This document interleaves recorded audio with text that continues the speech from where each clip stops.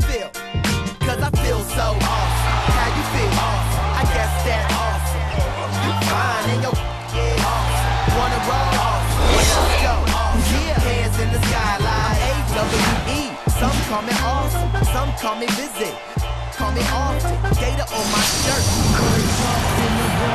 Welcome, everyone, to this very special NBA presentation on Veterans Day, when we salute the men and women who protect our country. Kevin Harlan here alongside Steve Kerr and Clark Kellogg. So happy you've joined us today.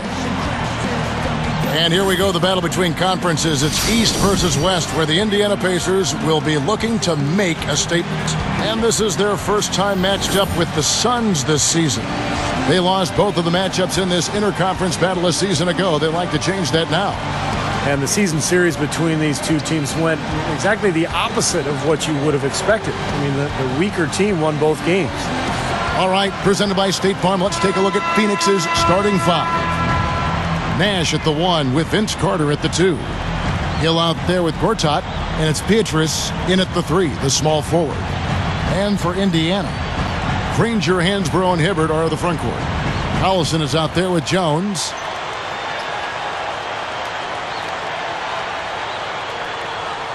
At that point, you wonder if it was a fluke or if these guys, have really figured it out. I'd be surprised to see a repeat of that outcome this time, but I've been surprised before.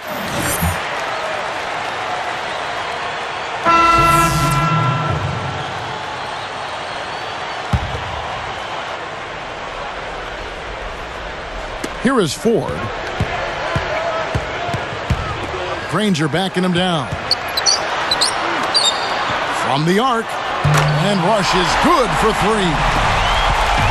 Rush has got himself going with the triple, his first basket of the game.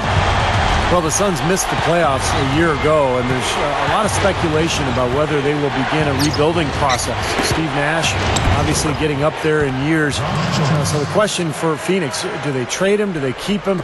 Do they still try to build around him? One thing's for sure, they need an infusion of young talent.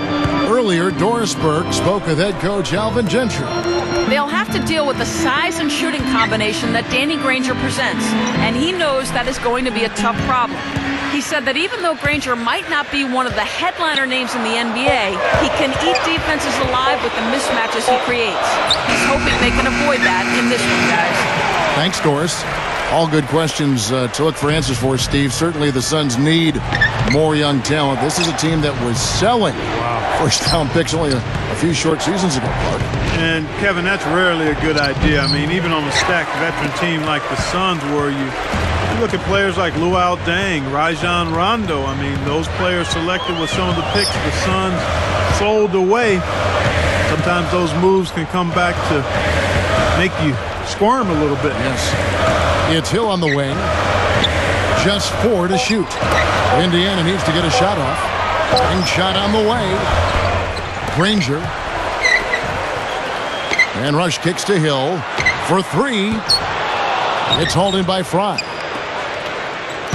The Suns trailing, coming off that loss against the Timberwolves. Yeah, and their long-range shooting really deserted them in that game, guys. They couldn't get anything to go from that line. And that made all the difference in the game. I mean, they clearly tried to use the three-pointer as the primary weapon, but because they weren't falling, it was disastrous. Granger outside.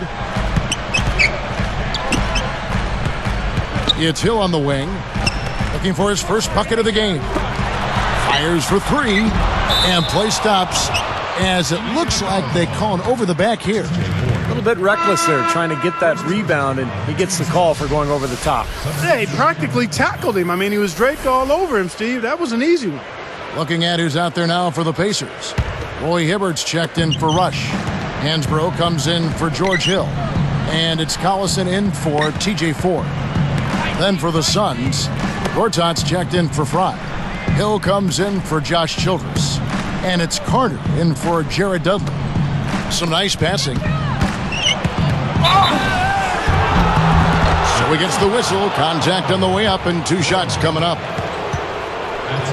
Kind of a strange season for Aaron Brooks last year, guys. He was unhappy when Houston didn't give him a contract extension, so the Rockets eventually traded him to Phoenix for Goran Dragic. And the free throw is good, now leading by 1. You know, Steve, when you talk about Aaron Brooks, and every point you made is a good one, it wasn't really the best of fits for him. And I think here in Phoenix, it has been a nice fit. He's got speed and shooting ability, and he can definitely play an up-tempo game, and that's Phoenix's style. Both good from the line that time. Well, you look at this Pacers roster, a nice young blend of talent and size and versatility. They had the flexibility this past summer to add some other nice players. So this team seems to be on the rise. Now, when he gets an opening like that, he'll definitely take it. And it's the Suns' ball. 1 second separating the shot clock and game clock.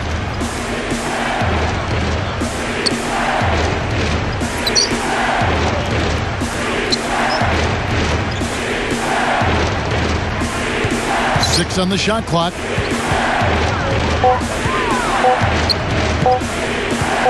Here's the three. No luck. Tie game and some big points being put up on the board. Clark, as we wrap up the first. And we'll see you in just a moment.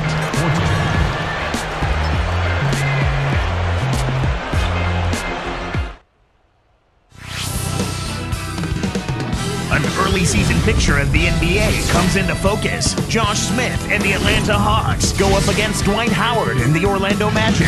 It's the NBA next Sunday.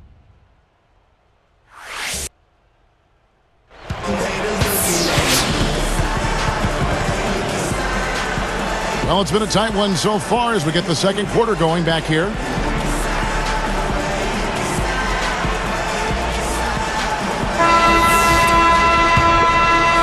Here's Nash.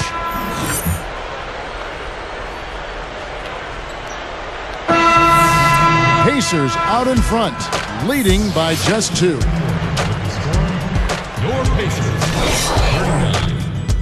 Hello and happy Veterans Day. An important day to reflect and remember, and also important for us to get to the first half stats on the HP Halftime Report.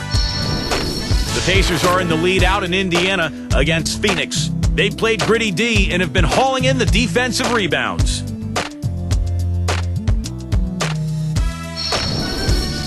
On the other side, the Suns also putting up numbers. Quick out of the gates this season, and they're looking to add momentum. Tenacious offensive rebounding, their second chance points are piling up. Around the league we go, scores and stories.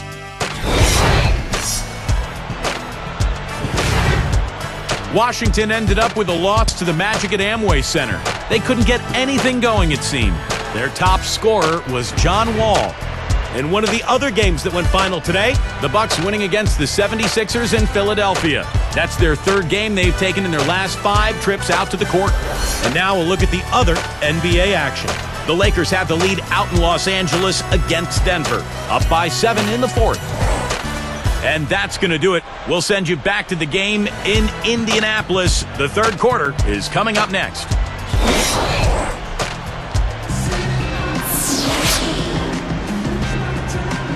Welcome back, everybody. The start of the second half getting underway. Both teams battling hard through the first half.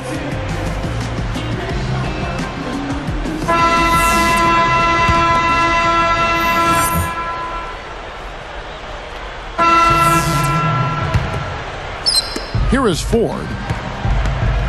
Jones is out there with Paul George. Then there's Danny Granger. Then it's George Hill, and it's Ford in at the point. So that's the group out there for Indiana.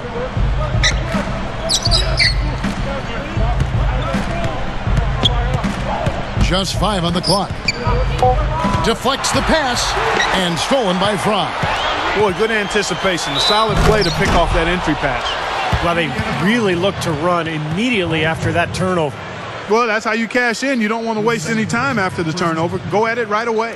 You know, Petrus wasn't getting an awful lot of playing time last season before the argument he had with head coach Stan Van Gundy last November. But when that happened, the minutes even got squeezed tighter. That's good from Petrus. Clark back to Petrus. He saw even less time on the floor in Phoenix. And Steve, did that surprise you from afar? It did, because you look at Petrus and he's versatile as a defender. He can knock down threes. It looked like he'd be a good fit next to Steve Nash on the perimeter. And yet, as the season wound down, he got fewer and fewer minutes. So interesting that he didn't quite fit in there. That was an important bucket. They're only 1 of 5 now, so they really had to get their offense clicking.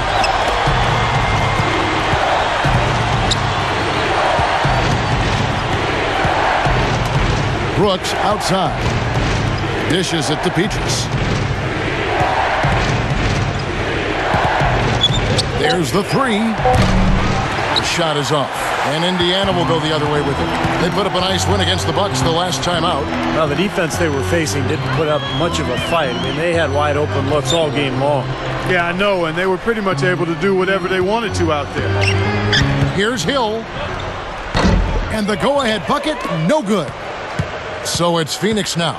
And following this game, they hit the road to challenge the Bucks at the Bradley Center in Milwaukee. They're in the midst of this long 6-game road trip. That will be game 4.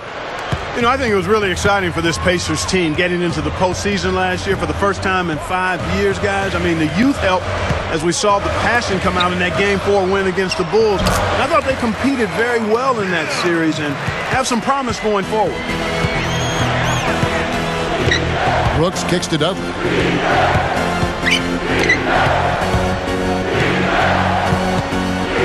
All sorts of time. Brooks misses. Clark, I agree with you. You know, brought the Pacers making it into the postseason. They were the 8th seed, but really did a good job against a very talented Chicago team, Steve. Yeah, very tough opponents. Anytime you're going up in that first round against a team like the Bulls as an 8th seed, you get to see what a team like that's made of. And I think that young Pacers squad really accounted for itself in a good way in that playoff run. We'll see if they can.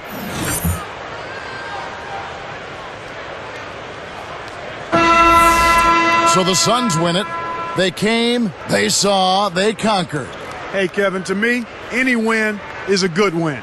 So that'll do it for now. For Clark Kellogg, Steve Kerr, and Doris Burke, this is Kevin Harlan. Thanks for joining us for this presentation of the NBA on 2K Sports. We'll see you next time.